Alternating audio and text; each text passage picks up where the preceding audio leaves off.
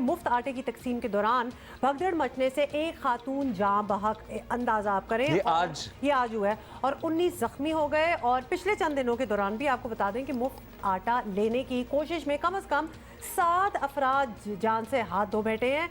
और इंसानी जान की कीमत एक आटे का थैला प्लीज लगाएंगे। What is going on here? Yes. What? मैं नहीं कर सकती, sorry. is an aspect which is happening.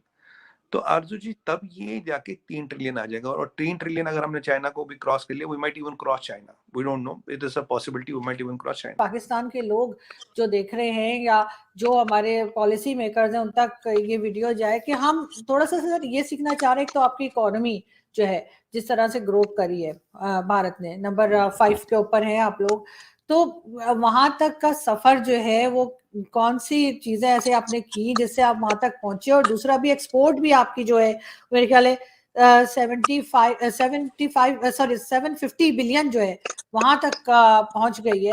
तो थोड़ा सा सर, क्योंकि मुझे लगता है कि हमें बगैर किसी अपने नखरे दिखाए या बगैर ये बताए कि हम बहुत बड़ी चीज है, हमें भारत से कुछ ना कुछ सीखना चाहिए, खास तौर पे इकोनॉमी जिसमें इस वक्त हम फंसे हुए हैं। भारत सरकार के नए आंकड़ों के मुताबिक इंडिया के एक्सपोर्ट्स 750 बिलियन डॉलर को एक्सीड कर चुके हैं। भारत के जो एक्सपोर्ट है वो लगभग 750 बिलियन यूएस डॉलर के पार जा चुके हैं, जो इतिहास में पहली बार हो रहा है। अब दुनिया में हमसे कुछ ही देश आगे हैं, जैसे अमेरिका, जापान, जर्मनी और चाइना। लेकिन अगर हम अमेरिका और चाइना को छोड़ दें तो बाकी के जो यूरोपियन मुल्क हैं और जापान है, इनकी इकॉनमी काफ़ी स्टैग्नेंट हो रही है और इनका जो ग्रोथ प्रेडिक्शन है वो भी भारत से ज़्यादा नहीं है। तो इससे पूरी पॉसिबिलिटी है कि आने वाले 5 या 10 सालों में हम दुनिया के टॉप 3 एक्सपोर्टिंग कंट्रीज़ में आ जाएं।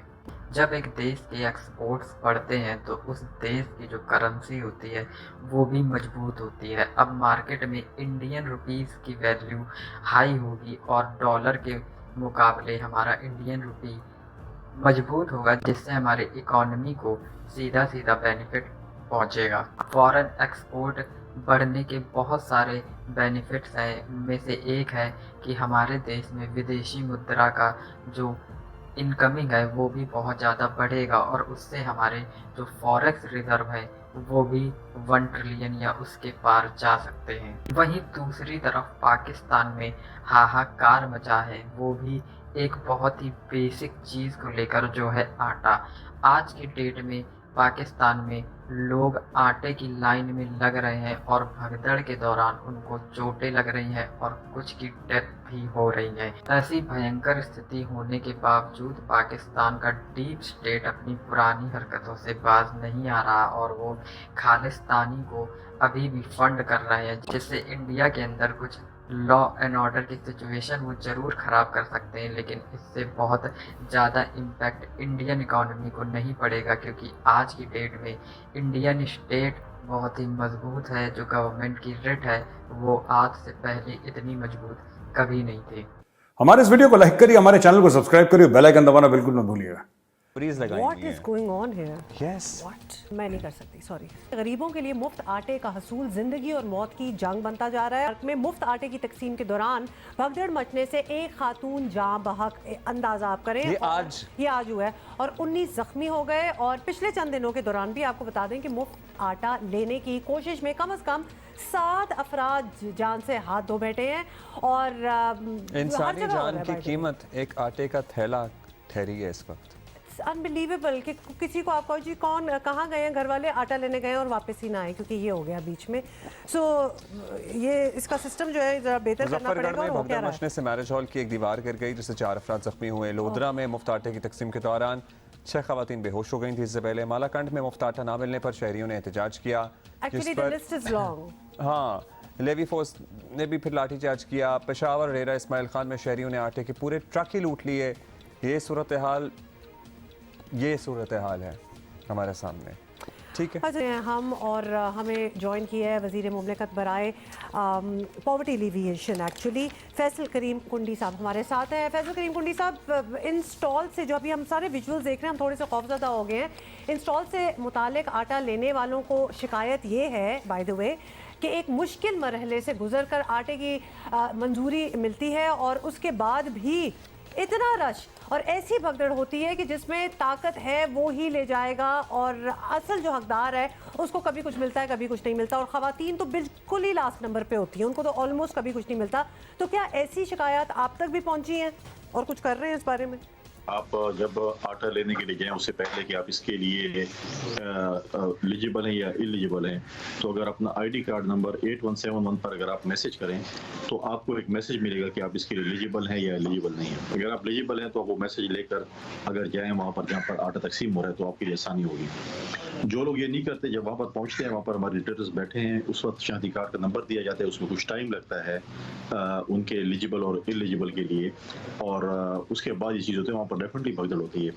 आप अगर ऐसे भी देखें जब भी ये चीज़ें होती हैं आप मुख्तलिफ जगहों पर ये भी शिकायत मिली है जब लोगों ने जो है वो टोटली ट्रक जो आटे के ट्रक है उसके ऊपर हमलावर हो चुके हैं और मतलब है कि चीज़ें आटे की जो है वो थैलियाँ जो है एक दूसरे से खींच रहे हैं और ले जा रहे हैं। करना होगा ना, लोग मर रहे हैं, मतलब आज भी एक औरत चल बसी, ये सिलसिला ऐसे तो नहीं चल सकता। कोई निज़ाम लाना होगा, कोई नज़्म व ज़ब्त, कोई डिसिप्लिन, कोई सिस्टम बनाना होगा जिसके तहत ये सारा फंक्शन चले। गवर्नमेंट उसको कंट्रोल करेगी, लोकल गवर्नमेंट मींस की पुलिस कंट्रोल करेगी। फिर वहाँ पर अगर लाठी चार्ज होता है या उनको कहा जाता है कि आप लाइन में खड़े हो और पुलिस उस पर कह रहे हैं, तो फिर भी आप लोग चैनल पे दिखाते हैं कि जी देखें गरीब लोग हैं उनको आटा नहीं मिल रहा, आटे लेके पहुंचे तो पुलिस उनके ऊपर लाठी चार्ज करती है। पाकिस्तान के लोग जो देख रहे हैं या जो हमारे पॉलिसी मेकर्स हैं उन तक ये वीडियो जाए कि हम थोड़ा सा सर ये सीखना चाह रहे हैं। तो आपकी इकोनॉमी जो है जिस तरह से ग्रोथ करी है भारत ने, नंबर 5 के ऊपर हैं आप लोग, तो वहां तक का सफर जो है वो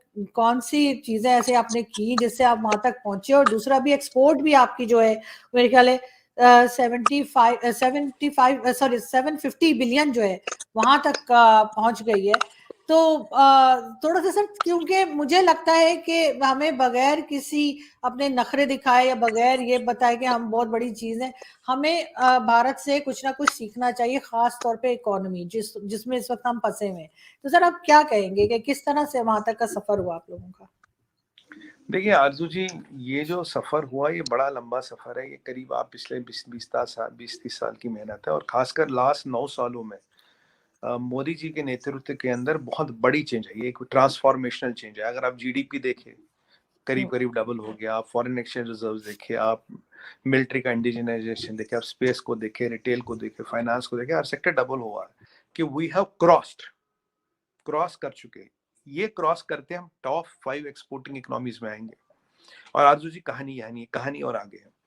कहानी ये है कि हमारा अभी जो लॉजिस्टिक कॉस्ट है ये करीब 11-12% आता है, राइट। जो जर्मनी का लॉजिस्टिक कॉस्ट है इस दुनिया में सबसे कम है, ये करीब 4-4.5% आता है। हम ऑपरेशन गति शक्ति जो प्रधानमंत्री जी का ब्रेन चाइल्ड है उसको इम्प्लीमेंट करें। इसमें फ्रेट कॉरिडोर्स, ट्रांसपोर्ट के लिए corridors, cold storages, complete focus on speed and time, गति शक्ति।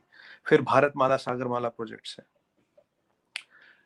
अब जब गति शक्ति ऑपरेशनल हो जाएगा, इसमें 125 करीब टर्मिनल बनेंगे, पूरे 175 टर्मिनल बनेंगे पूरे देश में। जो अभी प्लान है उसका आगे बढ़े हुए। फिर आपने देखा वंदे भारत ट्रेन, हमने बात की वो आ रही। फिर हमने कई सारी चीजें देखा, और अब ये बजट देखेंगे तो सबसे बड़ा इंफ्रास्ट्रक्चर पुश अब की बार के बजट में था इंफ्रास्ट्रक्चर। अब गति शक्ति की मैं आपको बात बताऊं तो लोगों को पता है, कह रहे हैं अरे गति शक्ति से क्या होगा, जल्दी आ जाएगा। जो हमारा ट्रांसपोर्ट कॉस्ट है this will reach to 5.5 to 6%, मैं 5.5% ले लेता हूँ। कहा 11-12% से 5.5%, तो एवरी इंडियन बिजनेस और will be viable by 7 to 8%। और जो टाइम होगा वो कम होगा। भारतमाला सागरमाला प्रोजेक्ट्स, हम कई सारे सैकड़ों पोर्ट बना रहे हैं, पोर्ट्स की डेवलपमेंट हो रही, पोर्ट्स में ऑटोमेशन हो रहा, पोर्ट्स में ऑटोमेशन क्रेन्स हो रही है।